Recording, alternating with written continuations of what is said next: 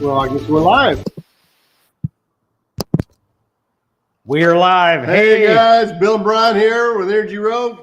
Listen, we are coming to you from the great city of Houston, Texas, and we are about to attend the Nape Summit. So if you're in Houston and you're going to the Nape Summit, look for us. You can find us either at the OGGN broadcast podcast booth or with Reese Energy Training, Reese Energy Consulting booth. And don't ask me if I remember those numbers. It's a mystery wrapped in a riddle inside an enigma. Just wander around till you see us.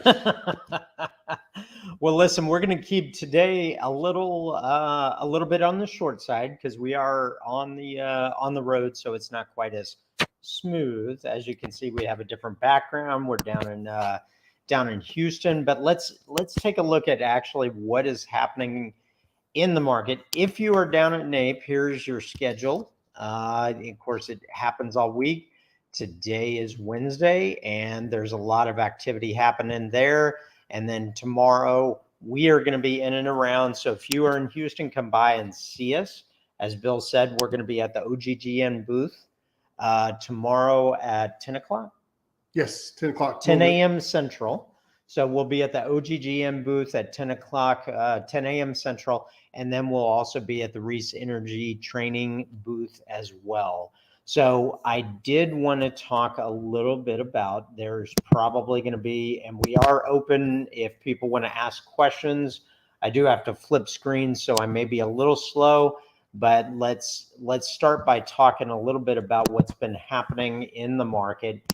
Crude has been coming up, and that is something that once we drop through this 72.95, this has been kind of a magnetic level.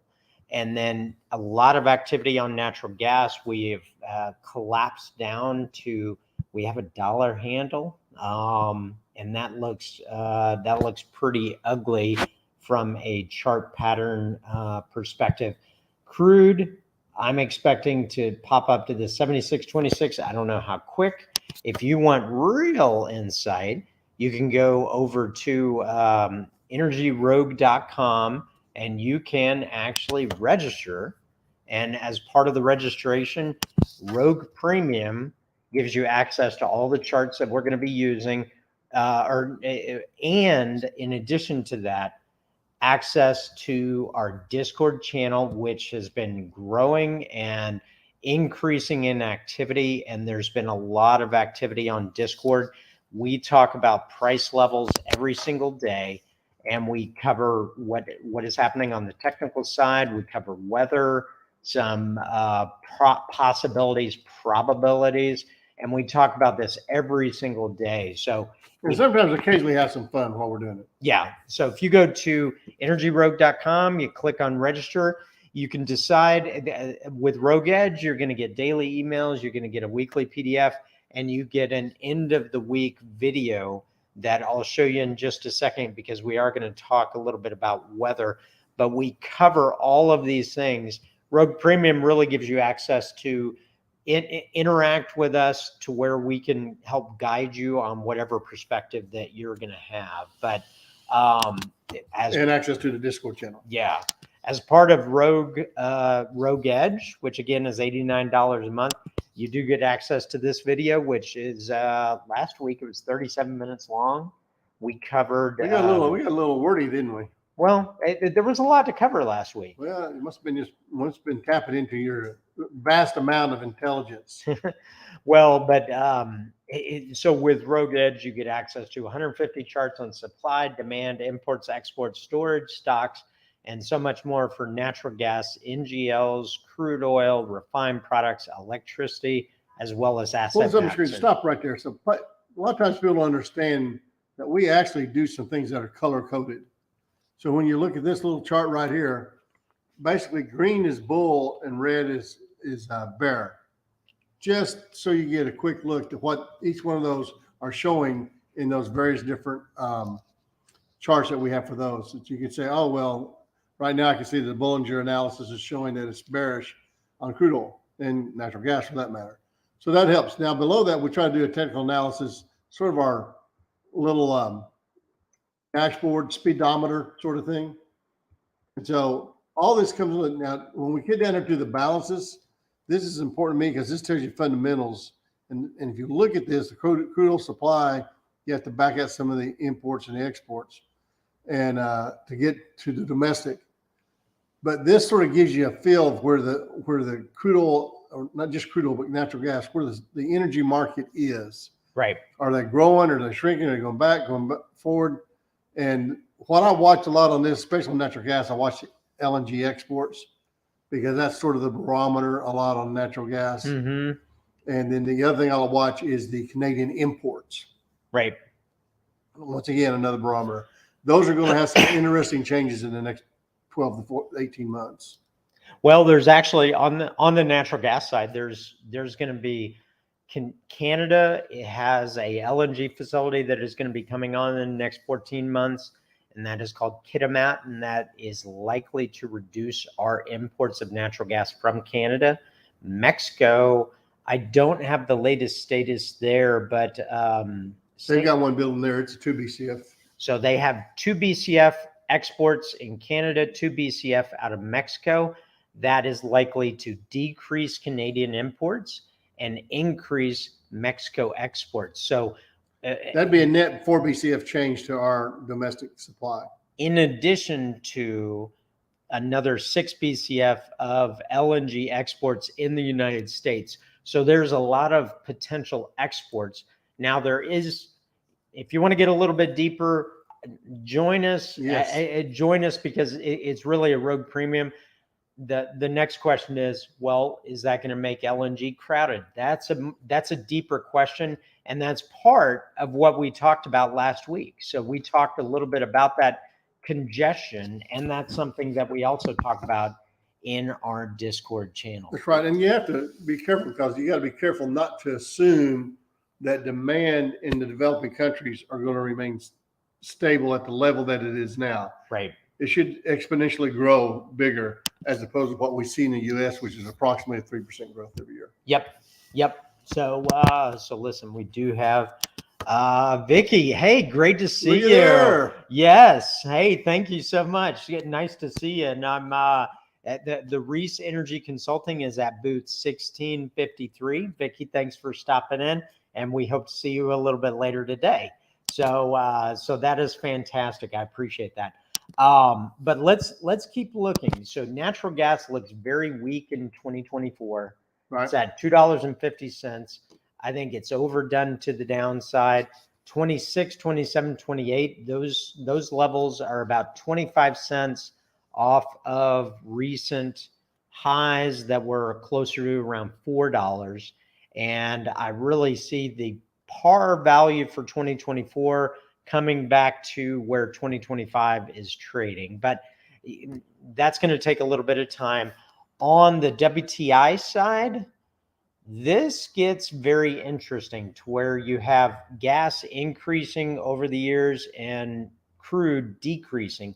And a lot of this has to do with the typical shape and a lot of expectations about reducing demand on petroleum. But I think also, Brian, tell me if I'm wrong.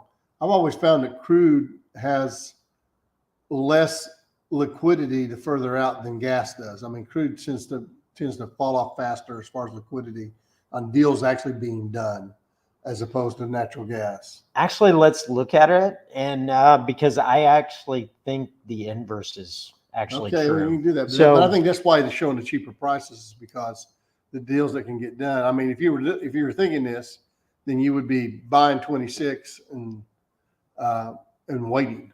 well, a lot of people have to ask themselves a question: who trades WTI? Who trades Henry Hub in the futures? And again, that's a deeper question. Would be happy to talk to you. Come join us. And these are the things that we talk about on a daily basis. We pop them up in Discord. Yep. And sometimes Brian and I just talk to one another and argue with each other. Yeah. So anyway, a lot of long-term dynamics that are going to impact crude oil and natural gas. Let's take a look at natural gas first. And this is the total degree days in the United States. So what are the three things that affect natural gas? Weather, and there's one more. Yeah, it's weather. It's weather. So, I saw a neat, interesting headline today. It says, no, the polar vortex is not going to come and consume Texas, but winter's not over yet. So, yeah. Well, and what we're looking at, part of the reason that gas has been so far down on a price level is because we have had a warmer than normal winter. As a matter of fact, both Bill and I are in short sleeves in Houston in February. So typically in February, it's a little cooler. Brian, last week we were both in short sleeves in February in Oklahoma. That's correct. So pretty mild. The 6 to 10 day temperature outlook has gotten a little bit more on a traditional weather pattern as it's leaning towards equal chances near normal. A week ago, this was at a very above normal forecast, and now we are shifting to a much colder pattern, which is something that is expected, and that it's something that we talked about in Discord today. Is let me get back to it right here. Yeah. And this is a little bit about the. Let me click on this. About the above normal temperatures across the central U.S. could end as near as next week. Right. So I mean, we could be looking at a definite, just in time for Valentine's Day. a definite shift to So as we look at this shift, hopefully for the bulls out there, that is going to change things on this side of the equation. If my screen would load, but my screen is Hey, Brian, not loading. Did you know the polar vortex never goes away? No, I did not. So I was reading about that today. The polar vortex is always over the poles. It's when they have an event in the stratosphere that allows it to the walls of it to weaken to actually move it down south and come down toward us. Okay. So there's your interesting factor today. These are the kind of things that I find interesting, which is why I'm very boring as a conversationalist. So, listen, we are going to cover this real quick. Let me get down there. And this is going to be interesting. So, if we look based on last night's close, both March and April are trading right on top of each other. This is vastly different than normal March and April. As you can see, for this is 25 and 26. As you can see in 25, March is 319 and April is 296, about a 20-cent spread. And in 26, it is 369 to 327. So 2024 has, so what that means is, from a trading perspective, either March is going to come back up or April is going to come further down. So those are the questions that you have to ask yourself. And this is what we actively talk about. So right now, our March, April has a very similar look that April, May usually has. Mm-hmm. And right now, the managed money, which is the hedge funds, is increasing their short positions. They've been increasing all month. They may have been taking some off over the last couple of weeks. And I don't know why that screen isn't loading. Probably because it's not ours. Yeah. But anyhow, so natural gas, I would say that we're about to enter cooling. That's going to add some support. And there are some technical reasons that could point down. I actually have opinions to the contrary. If you want to find out more, you can come join us and we'll talk about it at length. But let's flip over and talk about some of the fundamentals. Let's go back And up. folks, if you want to talk more about this, and you're in Houston, come down to Nape and visit with us. Let us know. We love talking about this kind of stuff. So let's take a look at the supply and demand. And when we look at demand, of course, demand, as you can see on this chart, demand is above supply by about 10 BCF a day. supply includes net Canadian imports because we import and export to Canada. We also have dry production back at 103.1. That is up from 95 during our recent freezing event. Residential demand and industrial demand and electric demand are combining to a solid winter format.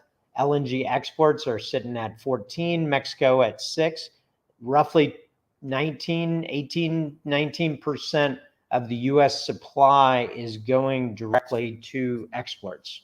And what's important about the LNG number is that that's pretty much its operational capacity. Every now and then you'll see it slide up to 14.4. A lot of that has to do with whether they're loading a ship or not. So even if LNG prices went up, we have no more capacity to export LNG. Right. So when we take a look at the pie chart, LNG exports and Mexico exports right here, I mean, that's very, and if you include pipe fuel, I mean, that's roughly a third of the supply that goes directly not to consumption. And the balance, of course, is drawn out of storage. I'll get to storage in just a second. As a matter of fact, let's go over to storage. Let me go back up here. Folks, when we see this demand, this is why Brian and I always go back to the rigs to see what's going on there, to see if there's anything that we see. And what we've seen is a very bullish number on the rigs, but have not been translating back into production. So we've been doing a little bit of study on that. Yeah. And we are on the road, so the Wi-Fi is a little slow here. But what we can see here is that we have been, let me just zoom in a little bit. And all these charts are on Rogue Premium. We've been setting new 5-year highs in December because this is part of the normal warming pattern. We've broken back within the 5-year pattern. And I think we're currently, well, no, I know. We're currently 5.1% above the average. But what really is going to make or break storage and make or break natural gas prices is going to be the next 45 days of weather. And there's warm weather right now, but that is expected to be turning. How long it stays cold is probably gonna dictate whether or not we stay down in this low $2 range or even pop up to $2.50. And I think I mentioned this last week or the week before. When you have production that's higher than it has been 5 years ago, you should expect, and you don't have the demand, you should expect storage to be higher than the average because we're on the high end of the production side in the last 5 years. Right. And so while that may seem out of normal, based on our production deal, I think it's probably closer to normal than we think. Yeah. Yeah. And as a matter of fact, if you want to learn a little bit more about that, what that supply curve looks like and why, I mean, one of the things that we'll just cover it real quick. I got to let it load on the.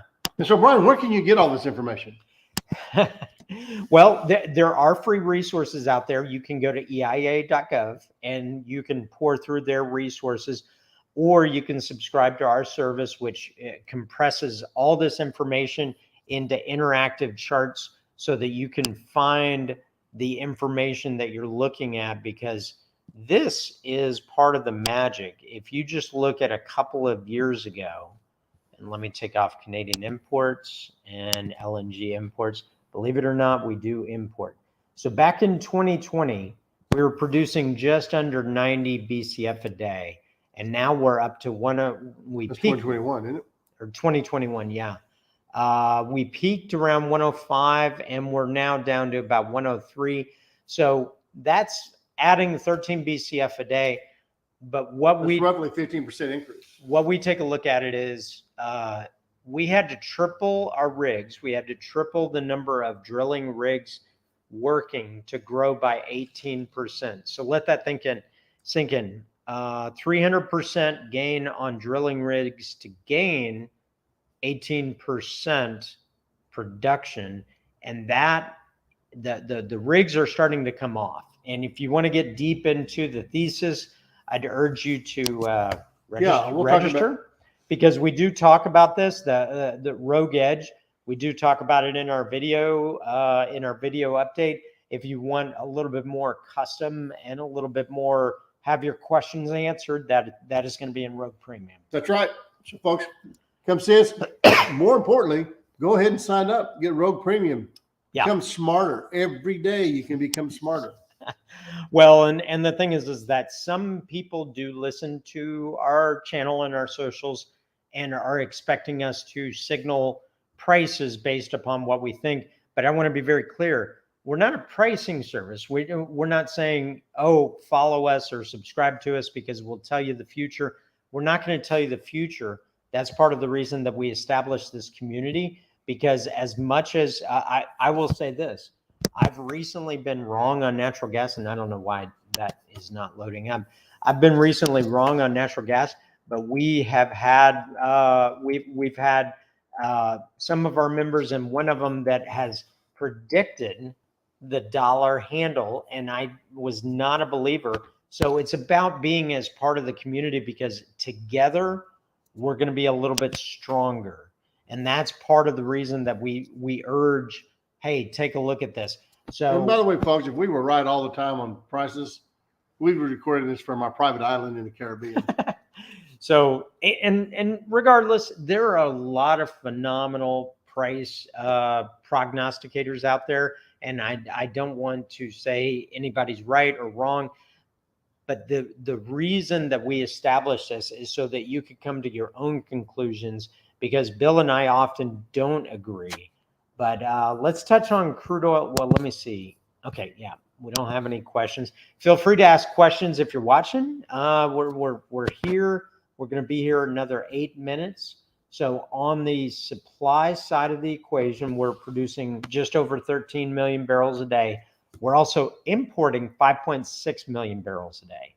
So part of our refining mix has to do with we import types of crude that goes into our refining stack that is better situated for foreign oil than the type that we produce. And that's why we export close to 4 million barrels a day. That's right. Most of that's light. And it's all an interesting thing that the new Trans Mountain pipeline expansion that Canada's doing right now will triple the volume in that. It's a 300,000 barrel a day pipeline. It's going to take it to 900,000 barrels. Wow.